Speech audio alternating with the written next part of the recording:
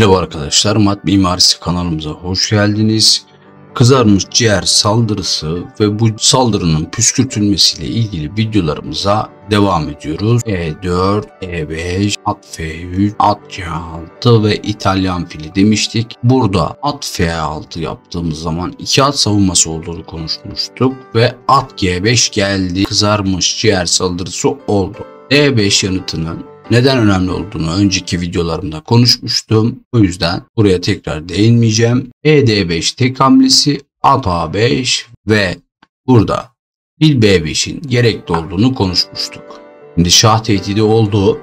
Burada fil değil tabii ki doğal şahı kurtarma hamlesi ama siyahlar olarak burada C6 oynamak daha çok tercih edilen bir hamle ve daha doğru olduğunu söyleyebiliriz. C6'dan sonra siyahlar bir piyon feda ediyor ve karşılığında beyaz file saldırır. Şimdi bu filin gidecek yerleri çok önemli. A4'e giderse neler yapacağımızı daha önce konuşmuştuk ve A4'e gitmesinin iyi bir hamle olmadığından bahsetmiştik. Bugünkü videomuzda fil D3 konuşacağız. D3'e giderse neler yapacağız? E2'ye giderse neler yapacağız? Bunu nasıl değerlendireceğiz? B1'e gitmesi göze hoş görünmüyor ama ilk dünya şampiyonu William Stensson maçında yaptığı hamle.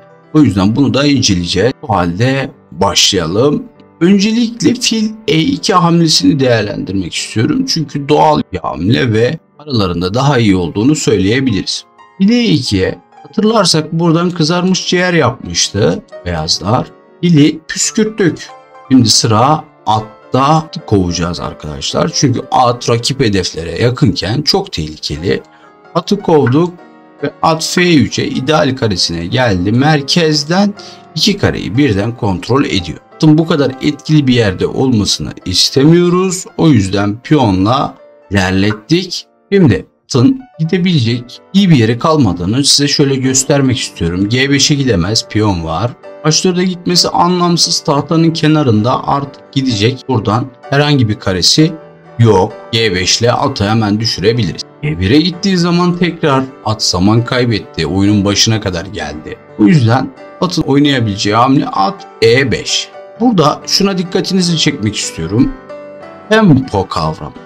Yani siyahların gelişimini saydığımız zaman siyahlar gelişim olarak önde, beyazlar aynı taşlarla dikkat edersek defalarca oynadı, fille de defalarca oynadı ve zaman kaybetti. Daha doğrusu siyahlar 2 at savunması yaparak siyahlar bir piyon feda ederek bu gelişim üstünlüğünü sağladı. Burada siyahların enerjik oynaması gerek çünkü tempo üstünlüğünü koruyup bundan verdiği bir piyondan daha fazlasını alması gerek. O yüzden siyahların burada oynarken tempo yapması ve tempo üstünlüğünü koruması çok önemli. Bunu dipnot olarak belirttikten sonra videoya devam ediyorum. Burada fil C5 hamlesine dikkat edelim arkadaşlar. Fil C5 D4 sürüşünü tamamen engelliyor. Beyazlar D4 sürerek atını koruyamıyor. Burada beyazların yapacağı hamlelerden bir tanesi C3 plan D4'ü sürebilmek. C3 hamlesi de dersiniz ki bir tempo hamlesi değil. Ama C3'ün daha iyi olduğunu söyleyebilirim. Eğer burada rock yaparsa, evet gelişim yaptı, rock yaptı ama arkadaşlar vezir D6 hamlesiyle ata bir kere daha bastık. Ve dikkat edin siyahlar hem gelişim yapıyor hem de rakipten bir şey istiyor.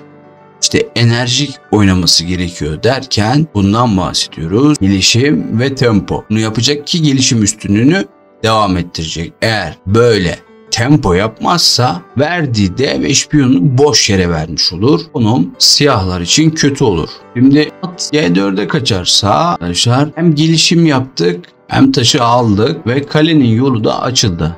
Zaman kaybetmeden kaleye oyuna gireceğiz. Fil aldığı zaman burada artık siyahların oyuna daha iyi başladığını söyleyebiliriz. Vezir kanadındaki taşlar gelişmedi ve piyon sürülmedi. Siyahlarınsa neredeyse bütün taşları gelişti. Şimdi de fil D3 hamlesini inceleyelim. Çirkin görünen bir hamle. Çünkü D2 piyonunun yolunu kapattı. Bu fil ve D3 fili yüzünden C1 fili oyuna girmekte zorlanacak. Daha da önemlisi merkezi kontrol etmekte zorlanacak. Fil D3 yapılırsa yine siyahların enerjik oynamaya devam etmesi gerek. Çünkü bir piyon feda etti. Hem tempo hem gelişim yapması önemli burada. Bu da siyahlar için önemli bir hamle. At D5. Evet, açılışta aynı taşla 2 kere oynamak zaman kaybı demiştik.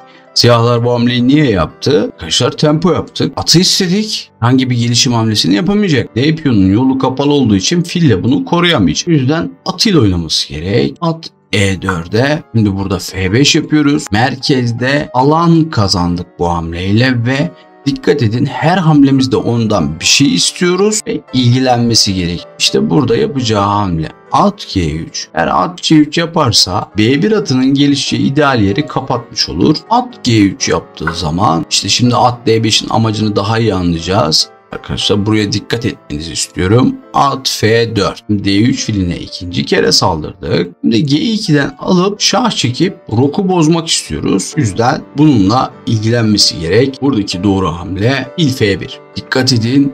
Kızarmış ciğer saldırısında fil bir kere oynadı. Sonra bir daha oynadı. Ve sonra tekrar eski yerine geri döndü. Yani 3 tempo kaybetti. Açık açılışlarda temponun oldukça önemli olduğunu söylemiştim. Buradan sonra oyuna nasıl devam edeceğiz? Evet, beyazlara tempo kaybettirdik ama devamında neler yapacağız? Gelişim önemli. Burada fil C5 hamlesi hem F2'ye bastı hem de rakibin D4 sürüşünü engelledi. D4 sürüşünü engellediği için oldukça etkili bir hamle diyebiliriz. Oyuna devam etmek için C3 sürüyor çünkü beyazların amacı D4'ü yapabilmek. Bu takdirde siyahla merkezde çok güçlü, bütün merkez kareleri adeta istila etmiş durumda. Merkeze bir piyon getirmek istiyor. Burada şunu söyleyebiliriz ki siyahlar evet bir piyon geride ama bir piyonun eksikliğini telafi edebilecek gelişim üstünlüğü var ve oyunun inisiyatifini, yani oyunun kontrolünü ele almış durumda. Fil D3'e karşı da bu şekilde devam edebiliriz. Evet, fili tehdit ettik. Piyonla tempo yaptık. Burada bir de fil F1 yaparsak. Fil F1 hamlesi başladığı yere geri döndüğü için tempo kaybı. Fili püskürttük. Sıra atta. Atta kaçtıktan sonra evet etkili fil gelişimimiz başladı. B2'ye saldırıyoruz ve D4 karesini de fille kontrol ediyoruz. Yani D4'ü sürmesini zorlaştırıyoruz. D3 yaptığı zaman hatırlarsak bir piyon feda ettik. O yüzden enerjik oynamalıyız. Yaptığımız hamleler tehdit içermeli, etkili olmalı. Bu yüzden buradaki hamlemiz vezir B6 ve vezir etkili bir şekilde oyuna girdi. Hem F2 hem B2 şu an saldırıyor. Evet, B2 ve B2'yi alamıyoruz ama saldırmaya devam ediyor. Bu vezirin baskısı yüzünden C1 fili rahatlıkla oyuna giremeyecek. H3 atı da F2'yi koruması gerekecek. Yani beyaz taşlardan fili ve atı savunmaya bağlamış vezir B6 hamlesi. C1 filinin ve H3 atının çiftleşmesini engelledi. O yüzden burada vezir E2 oynamalı beyazlar. Vezir E2 ile korudu F2'yi. Dikkat edin, söylemiştim ki bir piyon feda ettiğimiz zaman tempo çok önemli. Biz daha iyi gelişim için piyonu feda ettik. O yüzden hem gelişim hem tempo fırsatını kaçırmıyoruz. Fil G4 ile fil hem kendisi oyuna girdi. Girerken rakipten bir şey istedi. Bunun adı tempoyla